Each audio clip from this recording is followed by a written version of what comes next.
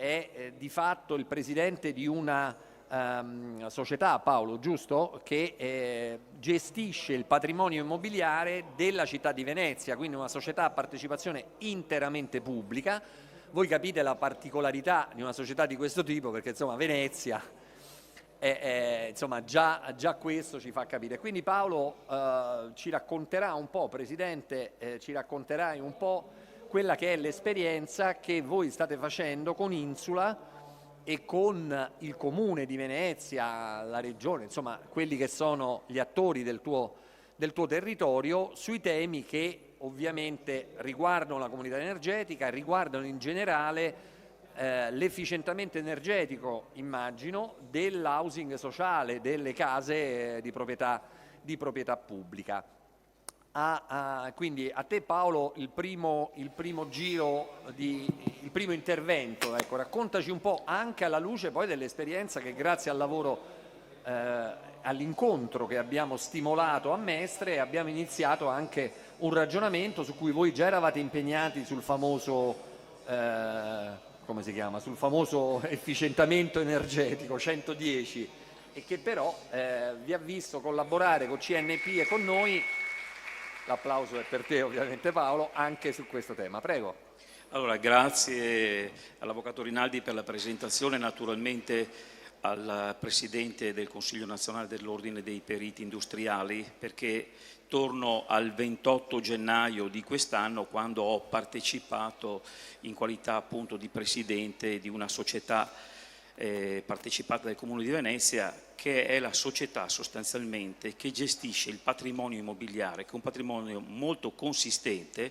perché riguarda 5.444 immobili nel comune della città di Venezia, che è una città che ha la sua specificità perché è una città d'acqua per quanto riguarda il centro storico di Venezia e le sue isole,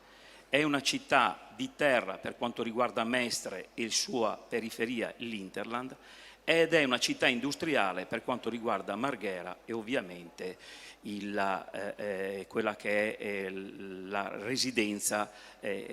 contigua con le attività produttive di Marghera. Allora, io ho partecipato, vado subito sul concreto, ho partecipato su invito il 28 di gennaio e ho ascoltato tutte le relazioni. Ovviamente, essendo un ragionamento che era proprio un ragionamento, grazie a questa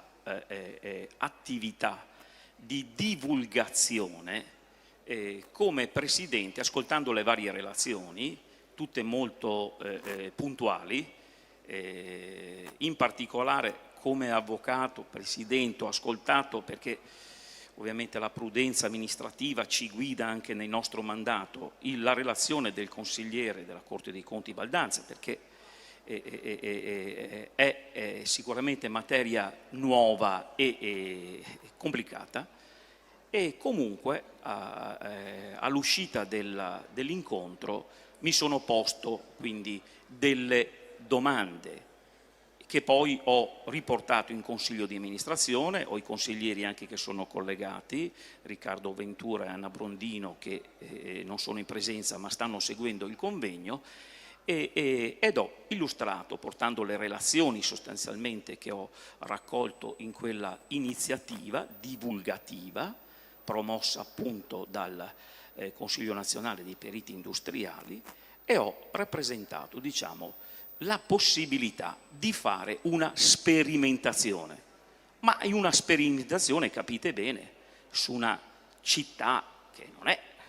una cittadina, è una città che già in partenza ci esclude il centro storico, perché ovviamente per ragioni che non stiamo neanche qui a rappresentare, il centro storico di Venezia ha un'impossibilità, diciamo, strutturale per installazioni di impianti fotovoltaici. Tuttavia il patrimonio immobiliare del Comune di Venezia è anche un patrimonio su alcune isole. Ad esempio, non tutte le isole sono del Comune di Venezia hanno diciamo, situazioni di pregio artistico-architettonico. Saccafisola, ad esempio, è nata negli anni fine anni 40, inizio anni 50 come residenzialità popolare, per cui potrebbe prestarsi. Lo stesso Lido in alcune realtà potrebbe avere delle opzioni, sicuramente la città di Mestre e la città di Marghera. Il ragionamento quindi è stato questo: possiamo sottoscrivere con l'ordine dei periti industriali e comunque con l'attenzione a tutti gli ordini professionali, e farò una sottolineatura su questo, possiamo sottoscrivere un protocollo d'intesa dove, con prudenza, con cautela, ma seguiti nel nostro percorso, era presente l'assessore all'ambiente De Martin, che poi attuale assessore del Comune di Venezia. Io ho ricoperto il mandato di assessore all'ambiente della provincia di Venezia dal 2009 al 2014, quindi poi la provincia è diventata città metropolitana, c'è stato un sostanziale passaggio di consegne, era presente la sindaca di Milano, che saluto, presidente di ANCI Veneto,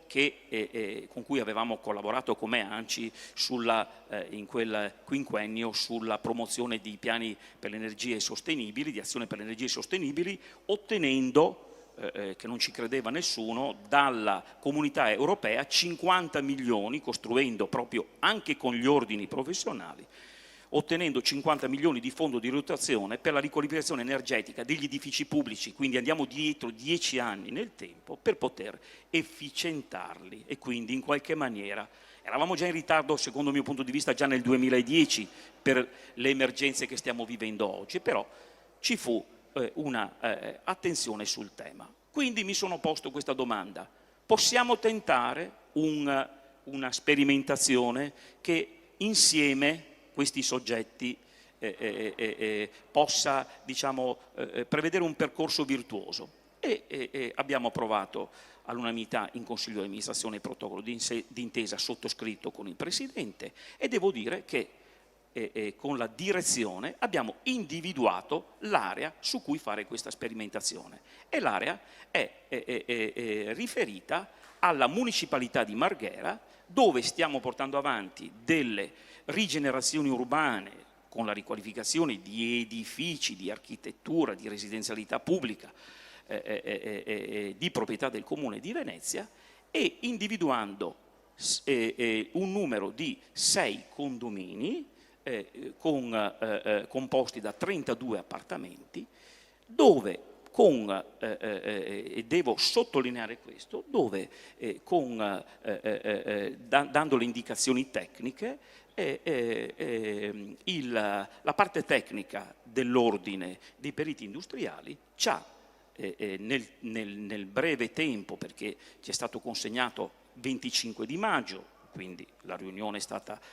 il 28 di gennaio, abbiamo ragionato subito, ci è stato consegnato individuato quindi gli immobili, consegnato questo progetto che ha,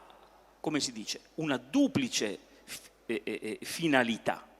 Ovviamente la prima, come società partecipata, come rappresentava bene il consigliere Baldanza prima, essendo una società che ha come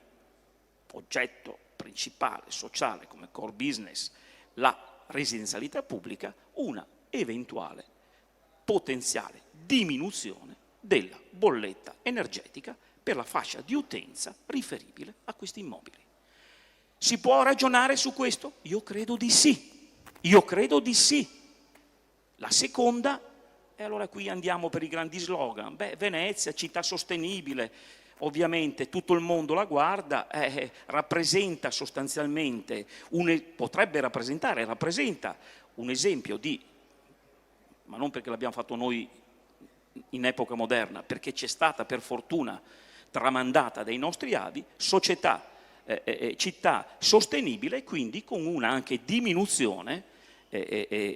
piccolo esempio ma concreto, di diminuzione di emissioni in atmosfera che sono state calcolate in 40 tonnellate circa di emissioni ridotte rispetto a questo potenziale progetto. È ragionevole, è positivo pensare anche su questo aspetto? Certamente sì, ma il punto di forza, e vado in conclusione, dal mio punto di vista, è che è l'ente pubblico che in qualche maniera su questi temi dovrebbe dare una spinta, perché l'ente pubblico dovrebbe ed è garanzia di trasparenza, di imparzialità, di virtuosità del processo. Ma anche, e lo voglio dire in questa occasione davanti al Presidente, ai colleghi degli altri ordini, ingegneri e quant'altri tecnici, qui siamo però in una iniziativa che mi ha coinvolto direttamente dal vostro ordine, queste